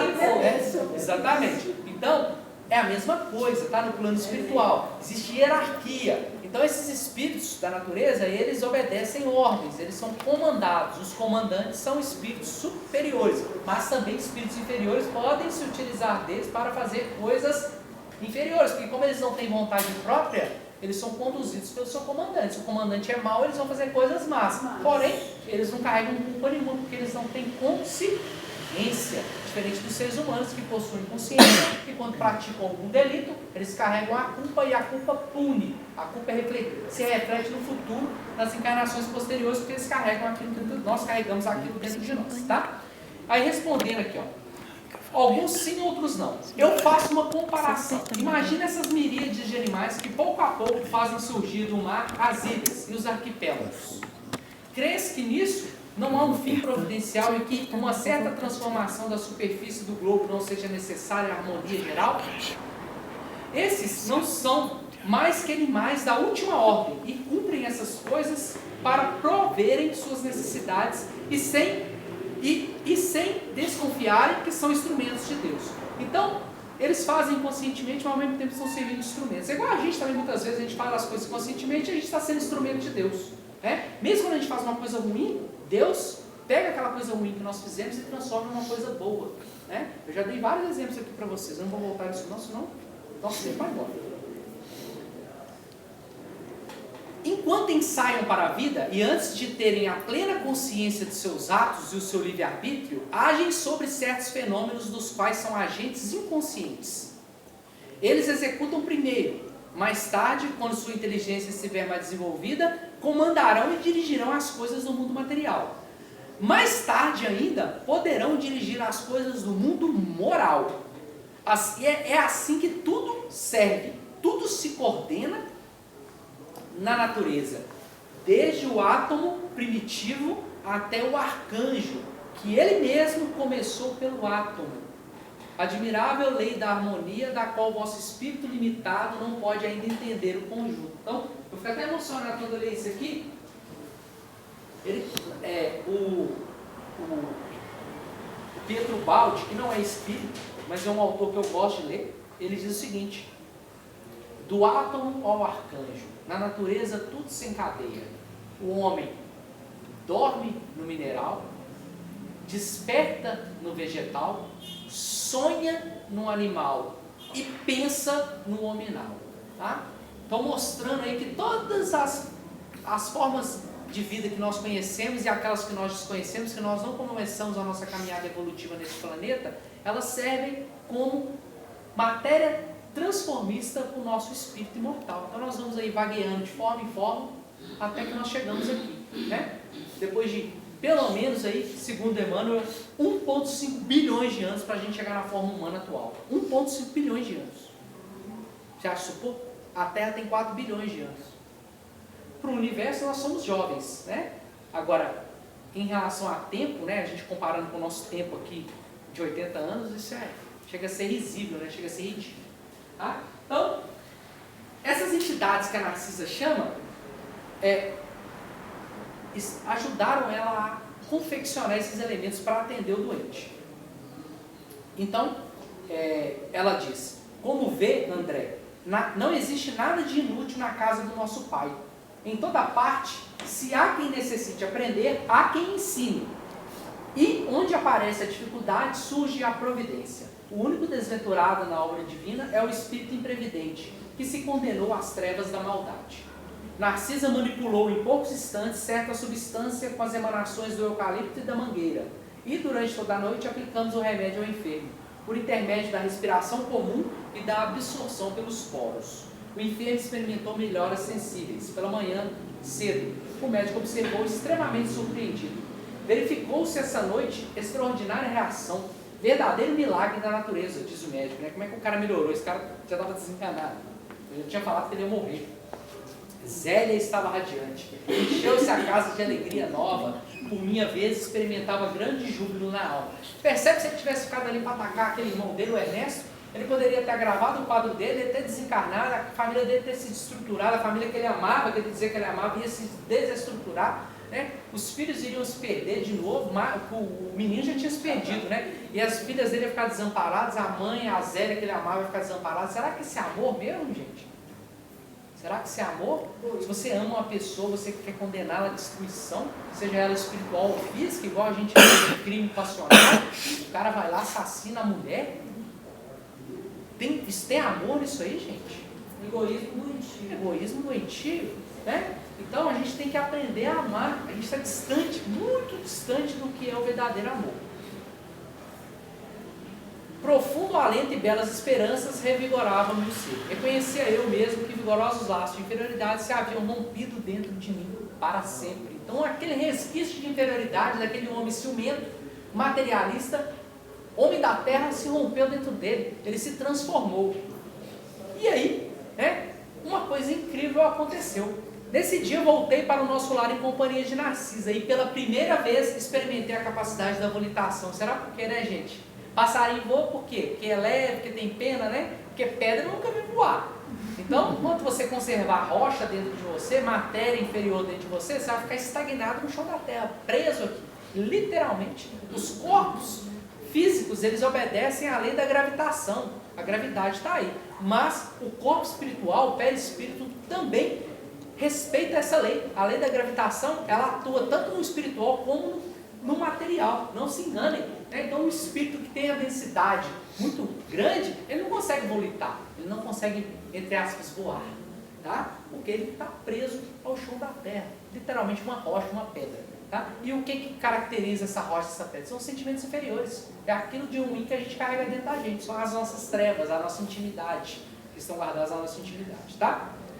Então, ele continua aqui dizendo que, ela diz assim que em nosso lar, grande parte dos companheiros poderia dispensar o aerobus e transportar-se à vontade nas áreas de nosso domínio vibratório. Mas, visto a maioria não ter adquirido essa faculdade, todos se abstêm de exercer em nossas vias públicas, por respeito, né? Então, como a maioria não consegue, aqueles que conseguem se abstêm, utilizam o aerobus para respeitar, né, as suscetibilidades do outro, porque esse espírito poderia ficar sem sentido, se sentirem inferiorizados, né? Ah, mas não tem nada com isso não. Não, de fato não tem nada com isso não, mas qual que é a necessidade? Por que as pessoas são depressivas hoje? Porque você vai na rede social e fica fazendo o quê? Ostentando o quê? Riqueza. No mundo, 98% das pessoas não vão ter aquilo que aquela pessoa está mostrando. Aliás, 99% não vão ter aquilo ali. Né? E a maior parte das pessoas, infelizmente, acha que o material é tudo. Então, como elas acham que o material é tudo e elas não têm nada, se transformam em depressivos, vão para o fundo do poço, porque elas não conseguem enxergar o sentido da vida por uma outra ótica, que é a ótica espiritual, que vem aí o Espiritismo serve justamente para isso. Então, essas pessoas chafurdam lá na depressão, se mergulham nesses buracos, por quê? Rede social, exposição na rede social. Então, por que aqui ele não volitava dentro de nosso lar? Porque tem gente que não volita. Ah, mas eu não tenho nada com isso, se ele não volita, é o problema dele. Mas são espíritos ainda, gente, inferiores, eles não conseguem lidar com essa situação. Eles vão ver, vão falar, nossa, mas por que eu não consigo? Nossa, e vai desarmonizar o ambiente. Tá? Aqui na Terra isso acontece. E as pessoas não sabem lidar com isso. Né? E daí, esse tanto de coisa esquisita que a gente vê no mundo aí acontecendo. E aí ela continua. Ele continua, né, aqui, que ele voltou para o nosso lar, volitando, e ele conseguiu voltar para a Terra também volitando, muito mais rápido, muito mais fácil, não precisava de empreender toda aquela viagem, né? E ele diz aqui, ó, como é grande a providência divina, dizia monologar intimamente, ele estava falando com ele mesmo, com que sabedoria dispõe o Senhor todos os trabalhos e situações da vida, com que amor atende a toda a criação. E quando ele fala isso aqui, ele está se referindo a ele mesmo. Ele fica rememorando tudo que ele viveu no nosso lar para chegar naquele ponto ali com a família dele, que ele conseguiu vencer aquele desafio. Ele percebe que ele foi treinado pelo Clarence, pelas pessoas lá, ele foi exposto a situações que ele ia lidar no futuro para ele poder criar casca e aprender. Né? E aí ele fica assim, como que Deus, né, consegue suprir toda a criação de formas inimagináveis, de qualquer forma que a gente imagina, basta a gente conseguir enxergar todo esse mundo que se desenrola à nossa volta. Então ele fica surpreendido com isso. Algo, porém, me arrancou da meditação e que me recolhera.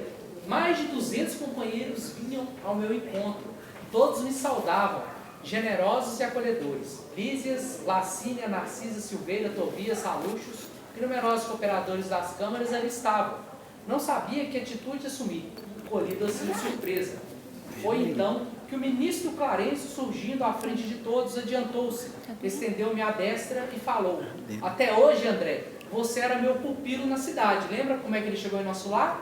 Ele chegou lá quase de favor, né? Ele não podia nem estar em nosso lar. Ele oferecia condições mínimas para estar em nosso lar. Mas já oferecia condições, mas eram mínimas. Aí Clarencio, por respeito à mãe dele, por gratidão à mãe dele, que a gente não sabe por quê, que a mãe da André Luiz era um espírito bem superior, inclusive ela nem residia em nosso lar, pediu esse grande favor para o Clarencio. Obviamente, gente, não é igual carteirada aqui no mundo, você fica pedindo favor para o fulano de tal, que é isso, que aquilo, não é isso não. O André Luiz já tinha condições de ir para nosso lar, e aí conseguiu resgatar ele com essas condições mínimas, e aí Clarence meio que adotou ele, né? E aí Clarence fala: você era meu pupilo, mas Dorovante, em nome da governadoria, declara um cidadão de nosso lar. Então André Luiz saiu da asa do Clarence e se tornou cidadão por tudo que ele mostrou, né? Por todo o progresso que ele fez. Por que tamanha magnanimidade se meu triunfo era tão pequenino? Ficou humilde André Luiz, aquele médico arrogante e prepotente que na Terra, hoje, ele já se vê pequenininho. Né? Por isso que eu brinco com vocês, não cria falsa expectativa sobre vocês mesmos, não, senão vocês vão se decepcionar lá na frente. Né? Lembra do ensinamento de Jesus, né? Jesus ensina isso muito bem pra gente. Numa festa, nunca se assente na frente, se assente lá no fundo. Porque se você se sentar na frente, você pode ficar constrangido, porque o dono da festa pode pedir para você se retirar para colocar outros na frente. Se assente lá no fundo, na última fileira, porque se o dono da festa achar justo, ele vai te chamar para sentar na frente e você vai se sentir feliz por isso. Né? Isso está na Bíblia, tá, gente? Ou seja, não crie expectativa grande demais em cima de você, não, porque senão você pode cair do cavalo. Né? E considerando a grandeza da bondade divina, atirei-me nos braços paternais de Clarencio a chorar de gratidão e alegria. Então aqui termina o nosso querido livro Nosso Lar. E aí, na semana que vem, o Guto, provavelmente se ele não vier, vai ser eu, nós vamos começar a leitura do livro Os Mensageiros, nós vamos começar pelo prefácio do livro, que é maravilhoso. Não vou me estender.